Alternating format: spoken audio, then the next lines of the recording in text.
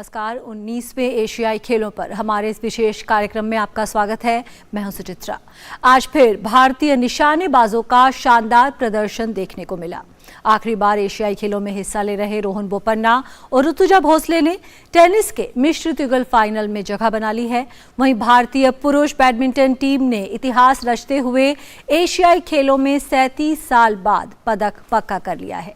अगले आधे घंटे में इन सब खबरों पर विस्तार से नजर डालेंगे। तो आइए शुरुआत करते हैं इस विशेष कार्यक्रम की।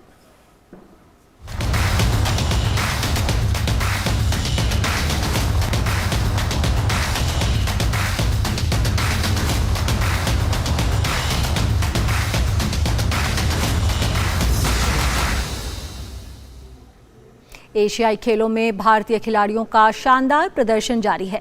भारत ने आज निशानेबाजी में 2 स्वर्ण और 3 रजत पदक जीतने में सफलता पाई। वहीं महिला स्क्वॉश टीम ने भी कांस्य पदक अपने नाम किया। टेनिस के पुरुष युगल में रामकुमार रामनाथन और साकेत माइनेनी की जोड़ी ने रजत पदक जीता। वहीं टेनिस के मिश्रित वर्ग में रोहन बोपन्ना और ऋतुजा भोसले की जोड़ी ने फाइनल में स्थान बनाकर पदक पक्का कर लिया है।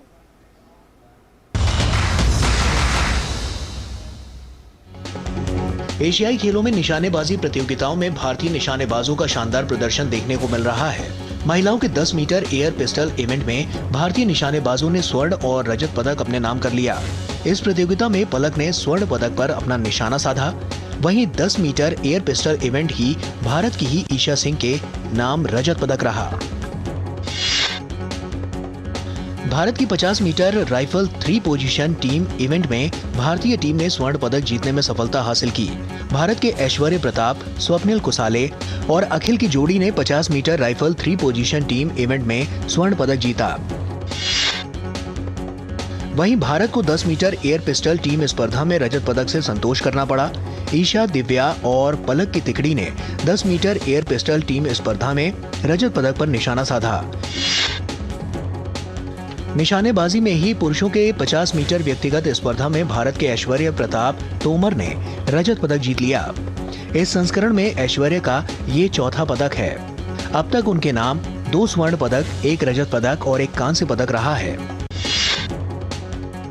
टेनिस स्पर्धा में भारतीय पुरुष जोड़ी को रजत पदक से संतोष करना पड़ा। पुरुष युगल मुकाबले में रामकुमार रामनाथन और साकेत माइनेनी की जोड़ी को फाइनल मुकाबले में चीनी ताइपे की जोड़ी के हाथों 4-6, 4-6 के अंतर से हार का सामना करना पड़ा। एशियाई खेलों में रोहन बोपन्ना और ऋतुजा भोसले की मिश्रित युगल जोड़ी ने फाइनल में पहुंचकर टेनिस में एक और पदक पक्का कर लिया। बोपन्ना और भोसले की जोड़ी ने सेमीफाइनल में चीनी ताइपे की जोड़ी को 6-1, 3-6, 10-4 से हराया। भारतीय महिला स्क्वैश टीम को कांस्य पदक से संतोष करना पड़ा। सेमीफाइनल मुकाबले में भारतीय टीम को हांगकांग के खिलाफ हार का सामना करना पड़ा। अनाहत सिंह आखिरी मैच में ली के खिलाफ 10-12 से हार गईं। भारतीय बॉक्सर निकहत जरीन ने सेमीफाइनल में पहुंचकर पदक पक्का कर लिया। उन्होंने क्वार्टर फाइनल में जॉर्डन की हनन नासर को RSC से हराया। नासर को पहले राउंड में 3 बार स्टैंडिंग 8 काउंट मिला। राउंड खत्म होने से 38 सेकंड पहले रेफरी ने मैच रोक दिया। हांगजू से गौरव कुमार की रिपोर्ट, DD न्यूज।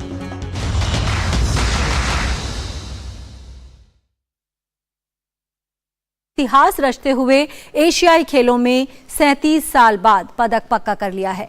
भारत ने क्वार्टर फाइनल में नेपाल को 3-0 से हराया। इस जीत के साथ ही भारत ने सेमीफाइनल में जगह बना ली और भारत का पदक पक्का हो गया है। 37 साल बाद भारत की पुरुष टीम ने बैडमिंटन में एशियाई खेलों में पदक पक्का किया है। चीन में चल रहे 19वें एशियाई खेलों में रिदम सांगवान ने मनु भाकर और ईशा सिंह के साथ 25 मीटर पिस्टल टीम इवेंट में शानदार खेल दिखाते हुए स्वर्ण पदक जीतने में सफलता हासिल की। इस कामयाबी के बाद से रिदम सांगवान सुर्खियों में हैं। हर कोई उनके बारे में जानने के लिए उत्सुक है। ऐसे में चीन के हांगझू में मौजूद हमारे संवाददाता गौरव कुमार ने रिदम सांगवान से खास बात की। 19वें एशियन गेम्स में भारतीय निशानेबाजों के क्या कहने। और इस वक्त हमारे साथ रिदम सांगवान हैं, जिन्होंने 25 मीटर पिस्टल इवेंट के टीम इवेंट में गोल्ड मेडल जीता। रिदम, आप लोग की रिदम जो थी वो 25 मीटर टीम इवेंट में बिल्कुल अचूक रही, क्या कहेंगी?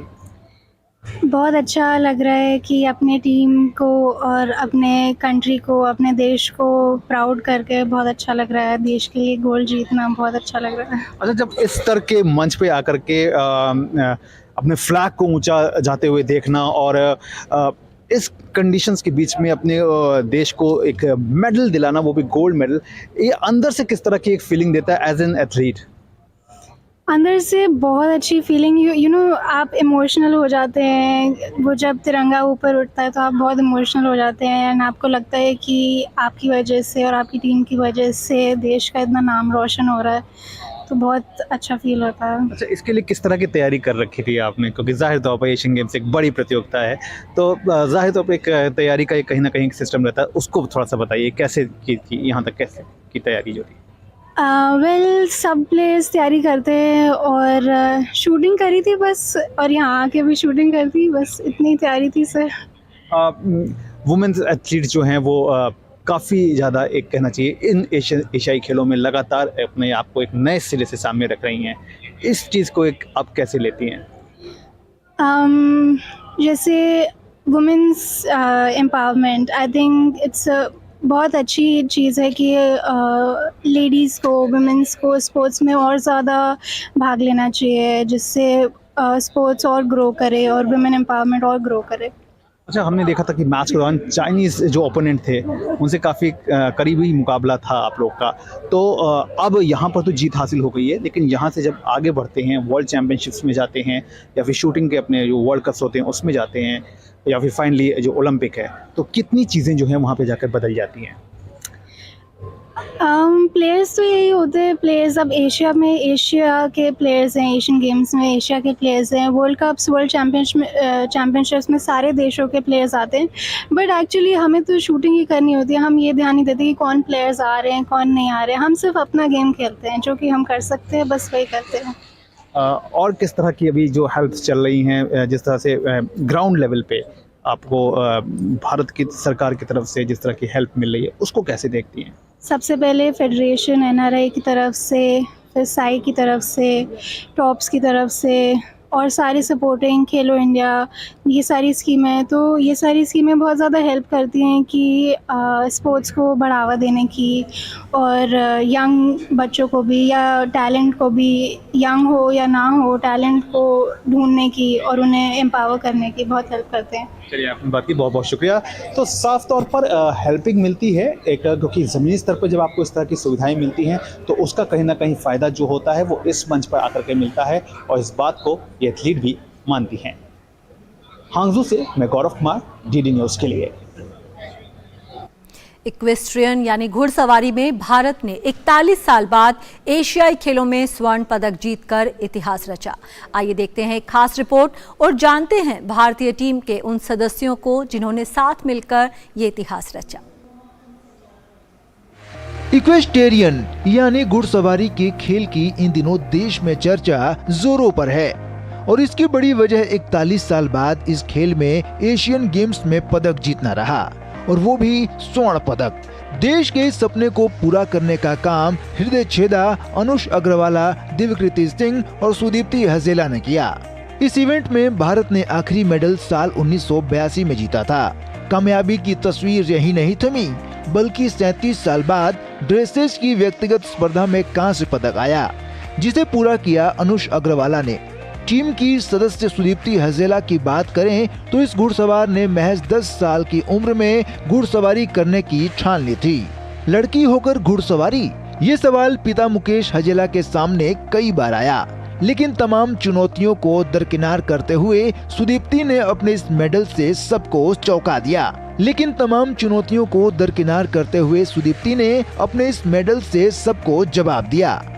Started as a hobby riding, and I never knew that it will feel into such a huge passion that I would get a gold for India. And the whole motivation that started, and a hobby that the whole knowledge of it was inculcated by my father. He was the one to introduce me to the whole entire sport, and gradually I started to enjoy it, and it was all a hobby. Many more years to go until at least the tricolor is unfolded on the Olympic stadium. Until then, घुड़सवारी dresses event में 41 साल का सूखा खत्म करने वाले हृदय छेदा दिव्यकृति, सुदीप्ति हजेला और अनुष अग्रवाला का मानना है कि उनके लिए ये एक शुरुआत है। हालांकि ये खिलाड़ी अपने संघर्ष के दिनों को याद दिलाना नहीं भूलते। But I'm hoping that these medals that we have got now will push the whole country to develop on this and support this sport so that we can have more and more medals soon. And yeah, I think it was just people didn't know about the sport enough, and now they do know. We were great teammates, but not only great teammates, great friends. I think we all supported each other greatly. We helped each other not only with the riding, with mentally as well. You know, the lead up to the games, it was not easy. We faced a lot of difficulties, but I'm happy of how we all stuck together. We all shared the same goal, same passion, same fire, and I'm just really happy how we all coped with the pressure and how we all delivered. You know, on the day of the team medal, everyone, you know, we had a strategy which worked out perfectly, and everyone performed their best. Her sports person की life में failure और success होता है, it's a part of the journey, but जब गोल होता है तो सब कुछ बहुत everything feels worth it. So I look back at it with a sigh of relief, and I'm glad that I didn't give up. जब ऐसे लगा कि अब और रास्ता आगे मिल ही नहीं रहा, कैसे होगा क्या होगा, but I'm glad कि हम किसी ने भी give up नहीं किया, and we could come out on the other side with a gold. जाहिर तौर पर घुड़सवारी के खेल और इससे जुड़े खिलाड़ियों को इन मेडल से वो जरूरी संजीवनी मिली है जो देश में इस खेल के विकास में अपनी अहम भूमिका हरदम निभाती रहेगी। तो वाकई ये बढ़ता दायरा है खेलों की नजर से, क्योंकि हर खेल में देश को आगे बढ़ाना है, और इस एक मंत्र का कमाल जो है वो 19वें एशियन गेम्स में बखूबी नजर आ रहा है, क्योंकि यहाँ पर हम सिर्फ एक खेलों में नहीं बल्कि उन खेलों में भी आगे बढ़ रहे हैं जिनमें हम पहले पार्टिसिपेट तो करते थे लेकिन मेडल की संख्या ना के बराबर रहती थी। हांगझो से मैं गौरव कुमार, डीडी न्यूज के लिए। इक्वेस्ट्रियन यानी घुड़सवारी के खेल में 41 साल बाद देश ने पदक हासिल किया, वह भी स्वर्ण पदक। यह पदक इस खेल के ड्रेसेज टीम इवेंट में आया। वहीं ड्रेसेज की व्यक्तिगत स्पर्धा में 37 साल बाद अनुष अग्रवाला ने कांस्य पदक जीतकर देश का मान बढ़ाया। ऐसे में इस खेल में लंबे अंतराल बाद पदक हासिल करने के अनुभव और क्या रही इस कामयाबी की बड़ी वजह, इस पर इक्वेस्ट्रियन की टीम के सदस्यों से खास बात की हमारे संवाददाता गौरव कुमार ने। इक्वेस्ट्रियन की टीम ड्रेसेज इवेंट में भारतीय दल ने इतिहास रचा और इस वक्त उस दल के खिलाड़ी जो हैं वो हमारे साथ हैं। आइए उनसे बात करते हैं। अब तक इक्वेस्ट्रियन में हम पार्टिसिपेट ज़रूर करते थे लेकिन मेडल्स जो था वो बहुत दूर था, लेकिन जब गोल्ड आया है कैसे देखते हैं? आई थिंक हमें ये सोचना चाहिए कि हम किसी भी चीज़ की कोशिश करें तो अब कुछ मुश्किल नहीं है। एंड आई थिंक ये मेडल एक बहुत बड़ी ओपनिंग होगी इतनी सारी अपॉर्चुनिटीज़ के लिए, इंडिया के लिए एंड पूरे यूथ के लिए, जो इसको एक ओपनिंग डोर की तरह देखे कि if we try hard enough I think this is not impossible. Anush, आपके लिए तो एक तरह से कहना चाहिए कि डबल टॉनिक आई, क्योंकि एक टीम इवेंट में गोल्ड और फिर ब्रॉन्ज इंडिविजुअल में। तो जब इस तरह के जब इवेंट्स में मेडल्स गिरते हैं, जब आते हैं, तो कितना ज़्यादा ये मोटिवेट करते हैं आप लोग को? आई थिंक हर एथलीट का ड्रीम होता है कि ऐसे कोई इवेंट में पहला बार पार्टिसिपेट करे, वही एक तरह की मेडल होती है हमेशा। एंड ऊपर से इंडिया के लिए टीम गोल्ड जीतना ये स्पोर्ट में ये पहला बार भी था जिसमें इंडिया ने टीम गोल्ड जीता था, तो इट वॉज अमेजिंग। एंड आज ऑब्वियसली द ब्रॉन्ज जीतना आई थिंक ये बहुत ज़रूरी था, बिकॉज इंडिया में बहुतों को लगता है कि ड्रेसाज या इक्वेशन जनरल में कि हम कुछ पॉसिबल नहीं है, because it is difficult with the infrastructure and everything. And क्योंकि हमारा especially in dressage we don't have a rich history, but I think this will motivate everyone in India. I am 100% positive we have enough talent in India to not only win another gold at the next Asian Games but also hopefully at the next Olympics. So I am 100% sure, and I just hope कि ये medal will influence and motivate and inspire millions of Indians around the world, and also that I think this will be a huge give a huge positive push to equestrian sport in India in general.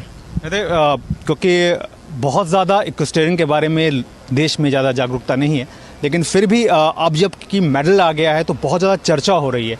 तो जो youth आपको देख रहे हैं, उन youth को आप क्या कहना चाहेंगे, किस तरह से इसमें अपना जो करियर है वो कैसे देख सकते हैं? ये खाली प्रूव करता है कि ये मेडल आके कि ये स्पोर्ट इंडिया में भी टैलेंट है। आज तक आई थिंक इक्वेस्टन को ज़्यादा इंडिया में बड़ा स्पोर्ट माना नहीं गया, और आई think this only shows the youth को दिखाता है कि पॉसिबल है। और not only the youth, everybody, जो छोटे हैं बड़े हैं, गवर्नमेंट है, सबको पता चल रहा है कि इंडिया इक्वेस्टन में स्ट्रॉन्ग होएगी अभी, और है। सबको पता चल रहा है कि इंडिया जो है वो बहुत स्ट्रांग होगी, लेकिन इसके साथ ही साथ अब ये बात भी बहुत ज़्यादा पॉपुलर हो चली है कि अब बाकी जो खेल्स हैं उनमें हम बहुत अच्छे तरीके से सामने खुद को लेके आ रहे हैं। जैसे हमने देखा कि सेलिंग है, जैसे हमने देखा कि रोइंग है, उस इवेंट में भी हम मेडल्स जीत रहे हैं, और अब इक्वेस्टेरियन में। तो ये जो एक चेंज आया है, ये एक बड़ा चेंज आप क्या मानते हैं, किस वजह से ये बड़ा चेंज दिख रहा है?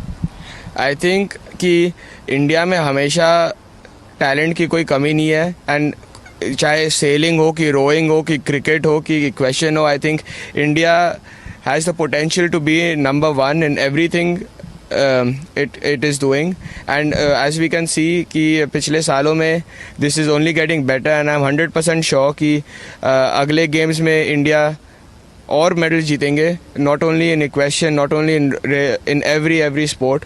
I think it is the youth is getting inspired obviously through these medals कि वो भी sport में घुसे, and I'm just very happy कि how India is performing at the various championships. वाकई यूथ काफ़ी इंस्पायर्ड होंगे। आखिरी सवाल है, और ये है सवाल, जिस तरह से देश में खेलो इंडिया स्कीम सामने है, टॉप्स की स्कीम सामने है, गवर्नमेंट लगातार एफर्ट कर रही है कि अब हमारा जो बैरियर है वो हट के दूसरे खेलों में भी निकले, उस एक कहना चाहिए एफर्ट को कैसे देखती है?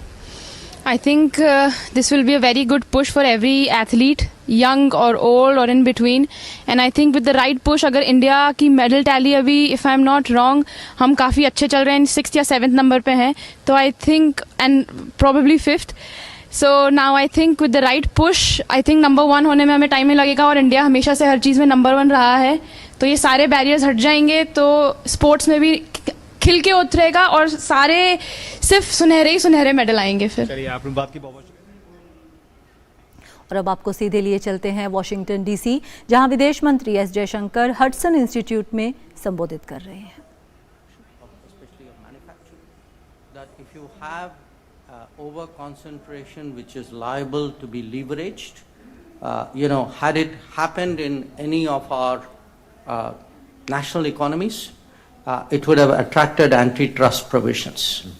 Yet it happens in the world, and we are all blissfully, we are sanguine about it. So, what are the dangers of over-concentration? What are the implications of over-concentration? How are they leveraged? How are they weaponized? I think is a very big issue today in the world. And if you put it together, I would suggest to you that the world is badly in need of some form of re-globalization. That globalization itself is undeniable. It has struck very deep roots. It has tremendous benefits, nobody doubts that. But the particular model of globalization which has evolved over the last 25 years obviously has a lot of risks inherent in it. And today, how to address those risks and create a safer world is part of the challenge facing the Pacific Order. So let me just end with one last remark, because John, there was something you said, which was India and the United States have never really worked before together. I think that is a very thoughtful observation, because dealing with each other is not the same as working with each other. In the past, we have always dealt with each other, sometimes not entirely happily. But working with each other is really uncharted territory. It is a territory which we have both entered in the last few years. And it has required both of us really to overcome what my Prime Minister called the hesitations of history.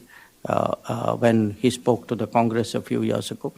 So how do we create that ability and the convergences and hopefully the comfort to work together? I think that would be very crucial to the future of the Pacific Order.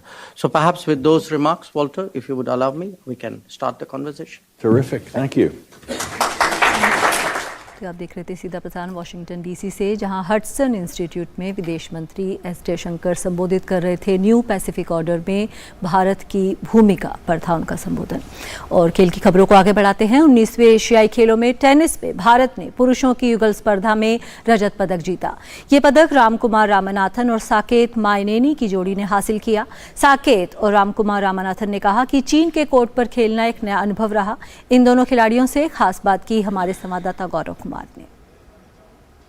Men's doubles में भारत ने कामयाबी हासिल की और ये कामयाबी tennis के क्षेत्र से आई, जहां पर मेंस डबल्स में सिल्वर मेडल मिला। और इस वक्त हमारे साथ है रामकुमार रामनाथन और साकेत माइनेनी। दोनों से बात करते हैं।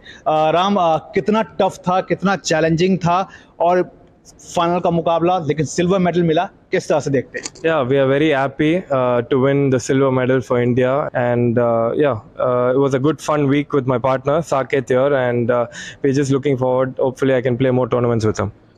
साकेत, चाइना के कोर्ट पर आकर के खेलना एक अलग तरह का अनुभव देता है, क्योंकि आप दुनिया भर में आप लोग कोर्ट्स पे खेलते हैं, लेकिन चाइना का किस तरह का कोर्ट रहा, किस तरह की कंडीशंस रही और इन कंडीशंस के बीच में ये सिल्वर मेडल कैसे देखते हैं? Yeah, it's tough conditions out here. I mean, China has always had an unbelievable infrastructure and all that.